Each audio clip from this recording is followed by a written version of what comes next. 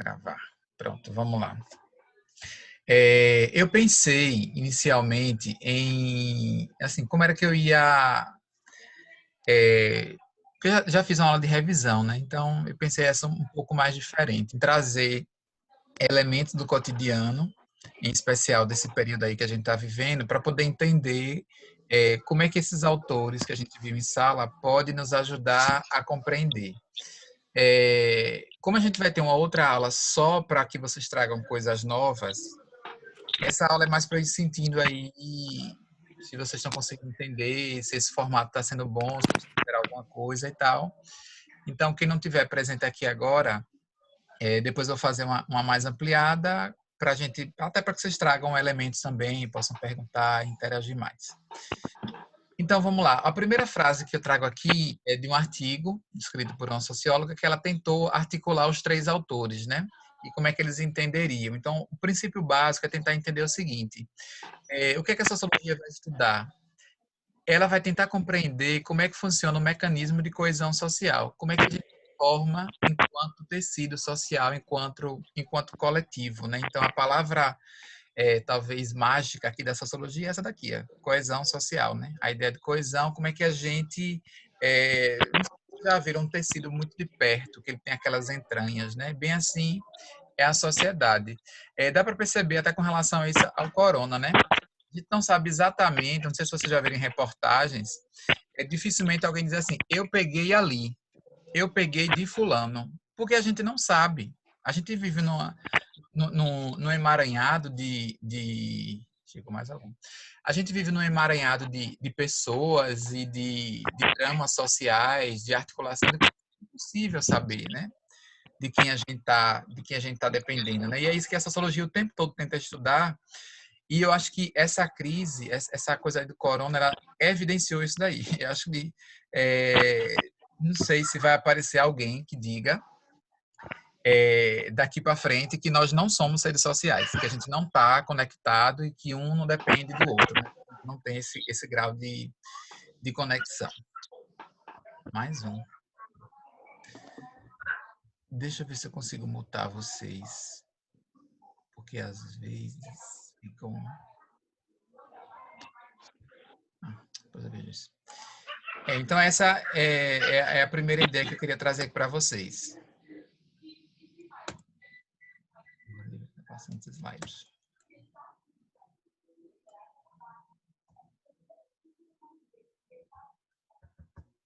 Ah, tá.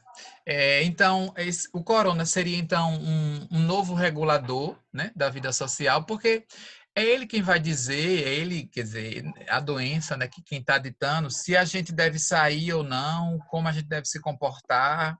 Ele está fazendo com que a gente mude, né, as nossas regras, até as regras de higiene.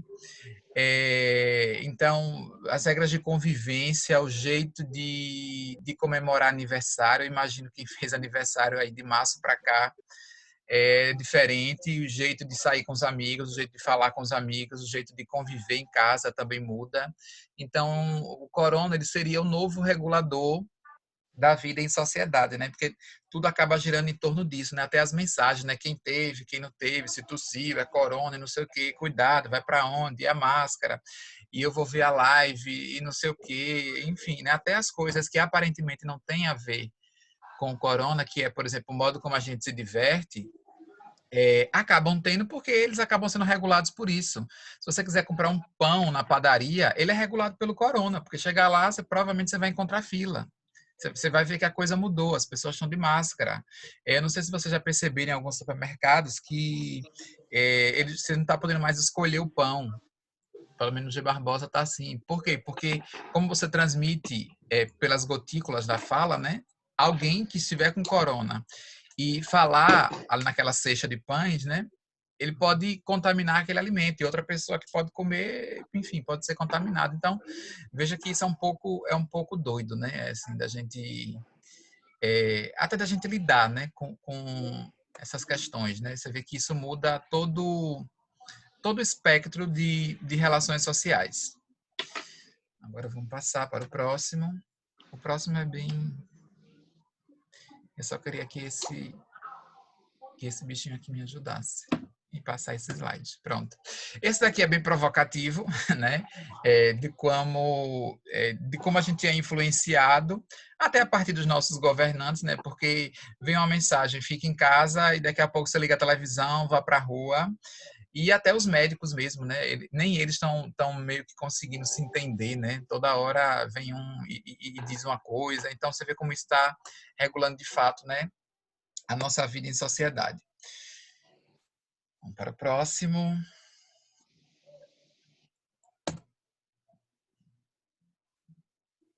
Bora, bichinho, me ajude. Aí quando passar vai ser de vez. Pronto. Nesse daqui, a gente vai conversar especificamente sobre quando a sociedade se vê, de alguma forma, como é que eu posso dizer, pressionada, né? A gente tende sempre a jogar a culpa em algo que vem de fora, em um ambiente externo. Que hora já foi aí, como o próprio texto coloca, as bruxas, os judeus, os homossexuais, enfim, já houve situação de tudo que é lugar, né? De a gente tentar colocar a culpa em várias situações, mas tudo isso, na verdade, funciona como um mecanismo de proteção social, né? Como se a gente não quisesse admitir. Hoje, quais são essas palavras que a gente escuta, né, dessa culpa do outro, né? Seria a China, os comunistas, a Globo que está mentindo, né? Às vezes quando você vai na rua e está de máscara, que é isso, é um absurdo, você está ficando doido, você está vendo muita Globo. Ou então alguém diz, eu já não, eu vou parar de ver jornal porque eu já não aguento mais ver isso, né? É como se a gente não quisesse compreender que a gente faz parte dessa estrutura, né? E às vezes a gente acaba jogando essa culpa nesse outro, né? Não é a gente que está dificultando a vida em sociedade. Não é as coisas que estão acontecendo que estão fragilizando os vínculos sociais. Não, é o outro, né? É um agente externo que está impedindo, né? É Bolsonaro que está fazendo isso, é o outro que não respeita. Eu acho engraçado, às vezes, quando algumas pessoas que eu tenho contato e aí saem, vão, sei lá, para a rua fazer qualquer coisa, e, e aí dizem, não, mas o povo não está respeitando a quarentena. Eu fui hoje na rua e vi o povo lá cheio. O que quer esse povo na rua? Aí eu falei, sim, mas para você estar vendo esse povo na rua, você estava na rua, né? Então é interessante. Você, quando sai da sua casa, você está respeitando. Mas o outro, quando sai, não, né? Que história é essa, né? Aqui é uma representação disso, né? Acho que até nos supermercados, né? Quando eu furo a minha quarentena para o supermercado, né, que geralmente é isso que eu faço, você vê que o outro é sempre visto como inimigo, né, como inimigo, porque o outro é uma ameaça para mim, o outro está, sei lá, de alguma forma me ofendendo, ou é sempre uma ameaça. Isso, às vezes, é um pouco até desgastante, né? Você vem em fila de supermercado, é complicado. Eu já tive em fila que o cara não respeitava o distanciamento. Aí, bom, às vezes eu faço uma loucurinha, né? Eu fingo que estou falando no telefone. E aí, você tá onde? Isso eu ia falando comigo mesmo, né? Eu tô aqui no supermercado, tentando manter a distância social. E falo bem alto para ver se a pessoa se toca, né? Ou até eu mesmo me afasto, né? Porque a gente não sabe, né? Onde é que tá, mas isso também tem os seus perigos, né? Porque a gente acaba é, se afastando, né, do outro, né? Eu deixo de reconhecer ele como parte também de uma sociedade, né? Vou falar mais rapidinho. E aí vem esses questionamentos, né, até sobre a ciência, né? Será que o isolamento serve? Será que não serve? Até que ponto ele é válido? Até que ponto ele não é? E cada um forma as suas teorias, né? Tem as suas concepções, compara um país com outro, uma coisa com outra. Então, a gente está até se revendo, né, enquanto sociedade. E aí, essa questão do isolamento, né, eu trouxe aqui, para a gente tomar cuidado com o que diz, a Suécia acho que foi o único país que fez isso, né? Eles decretaram, eu não sei se vocês sabem o que é imunidade de rebanho. É quando o presidente, o primeiro-ministro, na verdade, disse, não vai ficar ninguém em casa, vai todo mundo para a rua, todo mundo vai ter contato com o vírus, todo mundo tem contato, se imuniza, tchau e vamos embora. a sensação disso foi um desastre, porque enquanto os países vizinhos estavam morrendo 50, 70, 20, na Suécia estavam morrendo quase 400 por dia. Então, por dia não, né? Por semana. Então, é uma situação que até que ponto valeu a pena, né? Não valeu. Ah, mas tudo bem, a gente abriu mais rápido e saiu da... Não vai ter muita consequência econômica. É difícil, porque o mundo tá vivendo isso, né? Se o mundo vai entrar em crise, não vai ser a Suécia sozinha que não vai entrar, né? E aí vem algumas coisas para a gente pensar, a ideia de consciência coletiva, porque eu falei para vocês que a consciência coletiva ela é lentamente formada, né? Ela não funciona tão rápido assim. Mas existem momentos que fazem com que a gente repense isso tudo e entenda que o movimento de gerar consciência coletiva ele também pode ser acelerado de acordo com alguma coisa que esteja acontecendo no momento. Eu trouxe aí a ideia da exigência gradual do uso de máscara. Eu não sei se vocês perceberam que foi uma coisa gradual. Não, não usa todo mundo, só usa profissional da saúde. Não, pode usar só quem é grupo de risco. Aí na outra semana, não, pode usar também quem não é. Aí depois não tinha máscara para todo mundo. Não, pode usar de pano, né? Até que daqui a pouco, não, vai ser indicado o uso da máscara. 15 dias depois, não, agora vai ser obrigado, né? Como a gente foi em 2 meses, algo que a gente nunca usou no nosso cotidiano de maneira coletiva, em 2 meses virou um acessório fundamental. Se você sair na rua hoje, 8 em cada 10 pessoas que você encontrar, pelo menos aqui em Aracaju, estão de máscara. Então, significa dizer que você veja como é relativamente fácil e ao mesmo tempo difícil penetrar na consciência coletiva, né? Mas você tem pessoas também que são muito resistentes. Até hoje no jornal, acho que no jornal hoje, passou uma história de um senhor, acho que foi Imperatriz, que a filha dizia, pai, use máscara, olha, tá tudo aí, não sei o que, ele já era um senhor idoso já. Ele que nada, vou usar máscara não. Pegou e, infelizmente, morreu, né? Então, para vocês entenderem que existe essa dimensão coletiva, ela pode ser até facilmente acessada, mas não é por todos. E aí eu vou trabalhar alguns outros hábitos também que parece que se disseminaram muito rapidamente. Depois eu vou dar um jeito de mutar todo mundo, que eu fico... Ah, peraí. Pronto. Facilitou. Eu vou dar aqui outro exemplo. Medidas de solidariedade, né? Eu falei aqui compra para idosos, tem as lives, como eles funcionaram também como elemento de doação, a máscara como proteção mútua ou até exagero da mídia. Eu vou comentar aqui um pouquinho de cada um deles agora. Passa, bichinho, me ajuda. Essa imagem aqui é emblemática, né, do uso da máscara, né, como a gente foi gradualmente se habituando com ela e ela foi entrando no nosso universo coletivo, né? Mas você vê que ainda falha, porque eu não sei se acontece com vocês, mas se ontem, acho que foi ontem, foi que eu fui ao supermercado, e aí eu só me dei conta que eu estava sem a máscara e olha que eu sou um pouco exagerado com isso, quando eu estava lá embaixo. Então eu achei que já era um hábito que eu nunca mais iria esquecer e esqueci, né? Então, que vai levar um tempo, né? Aquilo que a gente achava que já estava totalmente introjetado, incorporado do nosso jeito, talvez não tivesse tanto assim. Esse daqui, que é essa rede de solidariedade que de repente surgiu, né, a favor do idoso, isso aqui foi um papel, um aviso que colocaram lá em algum prédio aí, se você é idoso, tem mais de 60 anos, me diga que eu posso ir com você. Então, de repente, você viu uma geração da idade de vocês, um pouquinho mais novo, um pouquinho mais velho, que não era comum falar sobre velhice, sobre atenção ao idoso, sobre respeito ao idoso. O idoso, o que a gente falava era justamente o contrário, né?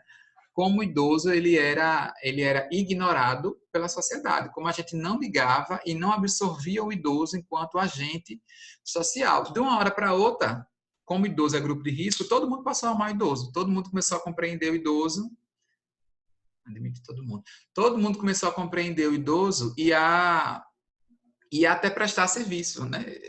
Se isso entrou na consciência coletiva ou não, a conferir. Vamos ver, quando passar esse período de pandemia, se vai permanecer essa solidariedade ou se foi alguma modinha, né, que surgiu aqui no momento, né? Ou seja, se isso daí entrou para a consciência coletiva ou não. Ou se, digamos assim, entrou numa consciência coletiva transitória. Eu estou inventando aqui esse termo. A gente acha que virou um hábito, acha que entrou na consciência coletiva, mas daqui a 3 meses, quando tudo isso passar, talvez ninguém mais nem lembra, né, desse cuidado com o idoso. A gente vai ter que esperar para ver, né? A ideia de solidariedade também, aí do PicPay, que é uma forma de pagamento, né, uma central de pagamento que criou isso, então de repente todo mundo começou a se ver atraído a doar, a olhar para o outro, que era coisa que a gente não via, esse movimento. Ah, mas agora o outro pobre, gente, a gente vive num país em que pobreza e desigualdade ele é um fenômeno de 500 anos, desde quando a gente nasceu enquanto nação, que a gente convive com pobreza e desigualdade, e só agora isso virou uma preocupação coletiva, porque isso antes era preocupação só de alguns. Quando a gente falava de pobreza e desigualdade, alguns poucos que falavam, que é isso, é frescura, não sei o quê, isso depende de você, é você se esforçar. E de repente todo mundo entendeu que não é assim, né? Mas a conferir de novo, né? Se essa onda vai continuar ou se a gente vai entender que isso foi apenas alguma coisa transitória, né? E a ideia da máscara, né? A campanha da máscara salva, né? Que você não usa máscara só para você. Acho que é essa a mensagem. Você usa máscara para se proteger e para proteger também o outro, né? Não sei se essa perspectiva dessa consciência de que eu sou um ser social, que eu não uso só para mim, que eu não faço as coisas só para mim, que eu faço também pelo outro, não sei se isso vai durar a ponto de assim, digamos assim, ficar estruturado na consciência coletiva. A gente vai ter que esperar um pouquinho. Aparentemente está na consciência coletiva, mas talvez vai ser até o momento da gente rever nessas perspectivas sociológicas de que talvez assim não seja tão fácil esse movimento. Talvez não exista somente essas duas divisões, né, previstas lá por Durkheim, de consciência coletiva e de consciência individual. Talvez esse processo de se tornar consciência coletiva dure um tempo, talvez ele seja transitório, não sei. Essa que a pandemia está levando a gente a repensar e analisar, tentar compreender alguma série de coisas ainda que estão por acontecer. Essa daí é uma perspectiva mais econômica, né? Esse slide, né? Que é uma preocupação que também vem surgindo, que é legítimo, eu entendo também que é legítimo, né? Que a gente fica muito preocupado com os CPFs, né? Como as pessoas chamam, mas esquece um pouco do CNPJ, das empresas, das pessoas que trabalham, que também estão sendo dispensadas por isso.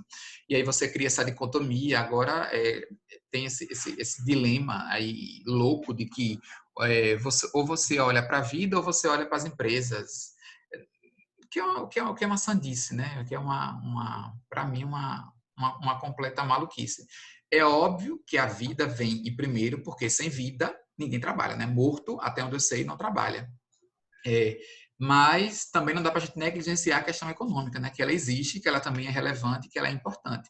E quanto mais a gente seguir as orientações e acabar logo com essa história, mais a gente vai retomar e as pessoas vão ter acesso, né? Eu vou falar mais de economia daqui a pouco com Marx. Aí vem Weber. Weber trabalha com a ideia de ação social, né? De que o indivíduo é que subjetivamente dá sentido à ação que ele faz.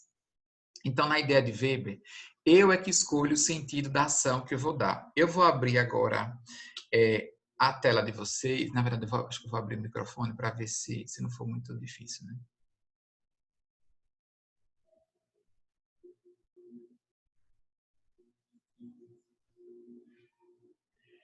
Não, vou fazer isso não. Daqui a pouco, no final, eu faço isso. Então, acho que a pergunta que eu gostaria de lançar para vocês é o seguinte: o que é que motiva você a usar máscara, né? O que é que está nessa consciência aí individual, né? Você usa por quê? Você usa porque tem medo?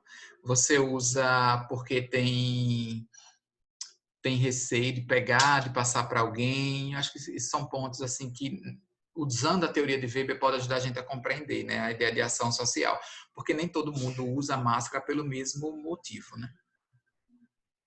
Aí a gente já vai entrar com Marx. Marx talvez seja o mais tenso das coisas, né? Essa imagem aí eu achei bem interessante, porque eu acho que ela mostra, ela tem uma informação textual e uma informação na imagem, que fala muito sobre essa interpretação de ricos e pobres. A primeira está lá em cima, é essa daqui: mortes por negros são maiores do que de pobre.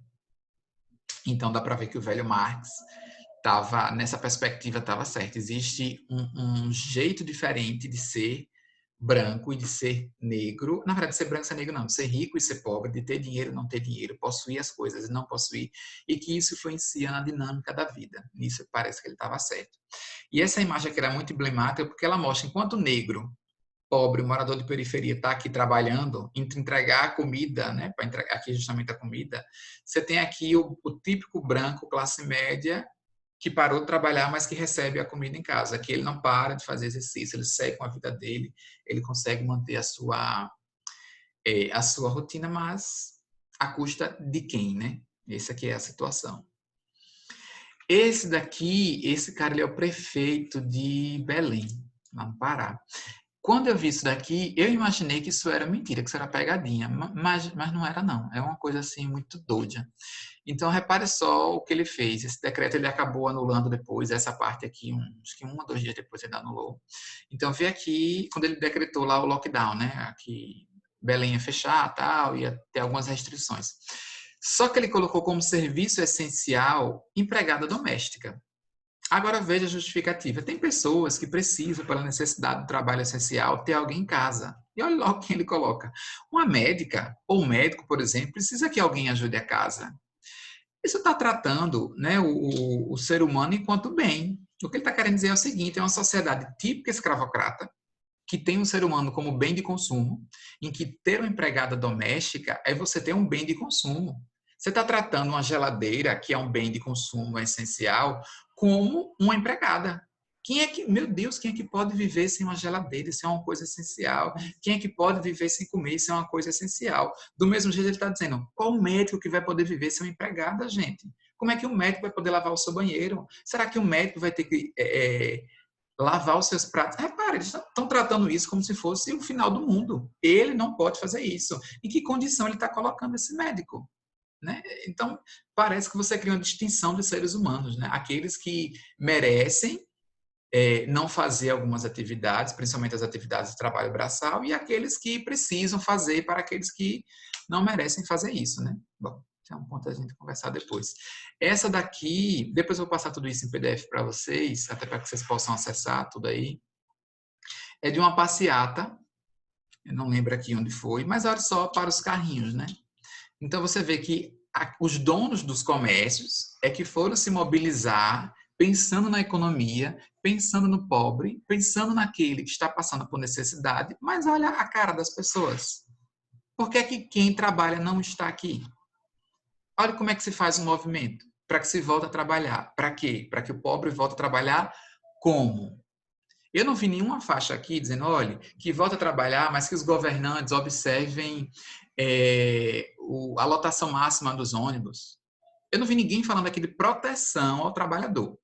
Não. E mesmo assim, quando fala em proteção ao trabalhador, fala em proteção ao trabalhador dentro da minha loja. Aqui eu vou até protegê-lo, aqui até eu faço. Mas eu não enxergo ele como cidadão quando ele sai daqui. Eu não tenho esse... Eles costumam não ter essa perspectiva de olhar, olha, senhor governante, eu preciso que também o transporte do meu trabalhador também seja bem feito, né, para que ele também tenha acesso. Então, isso revela aquela posição de Marx de agir como proletário e viver como proletário, agir como burguês e pensar como burguês. Deixa eu passar aqui, acho que já está terminando. E aqui foi na Paraíba, essa daqui. Eles colocaram os funcionários para poder fazer isso. Tem uma outra imagem que eu me recusei a botar aqui, que foram os funcionários de joelhos. Quer dizer, os donos não aparecem, eles expõem os funcionários, que estão supostamente preocupados com o desemprego. A fome também mata, claro, sim, mata, mas sempre matou antes. E eu não vi nenhum empresário, porque quantos a fome já matava antes do corona? Não eram poucos. Mas eu não vi nenhum empresário preocupado com a fome que matava enquanto não atingia o comércio dele. Eu não via nenhum empresário preocupado com o assalto que matava o pobre da favela, até quando isso não atingiu o comércio deles. Então, até que ponto essa preocupação ela é de fato com a fome, com o desemprego, com a saúde do trabalhador, ou é consigo mesmo, ou é com a manutenção da sua própria, seu próprio status social, né? É isso. Agora eu vou interromper a gravação porque